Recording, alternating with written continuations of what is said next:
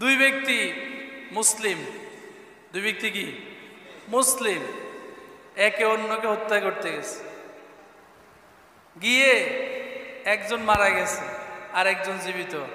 নবীজি বলেন দুইটাই জাহান্নামী। আমার কথা কি বোঝা যায়? দুই মুসলমান ভাই তরবারি হাতে নিয়ে, চাকু হাতে নিয়ে, গুলি নিয়ে, যে কোনো কিছু নিয়ে দুজনে মারামারি লাগছে, লেগে একজন মারা গেছে আর একজন জীবিত আছে। তো এখন নবীজি বলেন দুইটাই কি জাহান্নামী।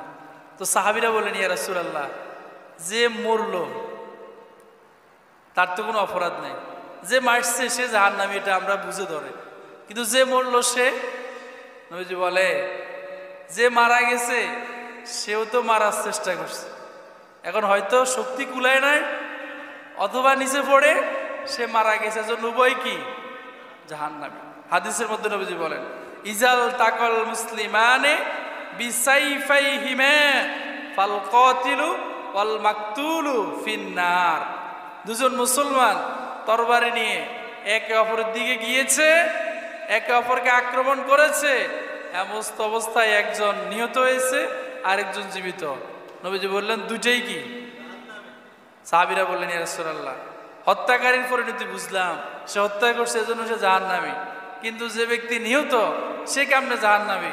নবীজি বললেন লিআন্নাহু কানা হারিসন আলা কতলি সাহিবিহি, কেননা সে তার প্রতিপক্ষকে হত্যা করতে চেষ্টা করেছে, এজন্য সেও কি জাহান্নামী। বুখারী ও মুসলিমের হাদিস।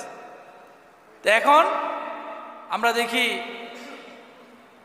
মতের অমিল হওয়ার কারণে অথবা নিজেদের আধিপত্যকে বিস্তার করার জন্য একই গ্রুপে মারামারি করে নিহত হয়, এরকম আছে না নাই? এটা করা যাবে? কখনো করা যাবে না। কোনো মানুষকে অন্যায়ভাবে হত্যা করা যাবে না। আল্লাহর কাছে এর চেয়ে জঘন্য অপরাধ আর কিছু নয়। এখন আপনাদের মনে একটা প্রশ্ন আসতে পারে, হুজুর ধরেন আমার বাড়িতে চোর ঢুকছে, কি ঢুকছে? চোর। তো এখন আমি চোরকে ধরতে গিয়ে অথবা চোর থেকে বাঁচার জন্য সে আমার দিকে আপনার অস্ত্র তাক করছে, এখন আমি তার থেকে বাঁচতে গিয়ে সে আমার হাতে নিহত হইল, এখন আমি কি হত্যাকারী হব? না। আপনি যখন বিপদে পড়বেন, চোরের হাত থেকে নিজেকে আত্মরক্ষা করা ফরজ।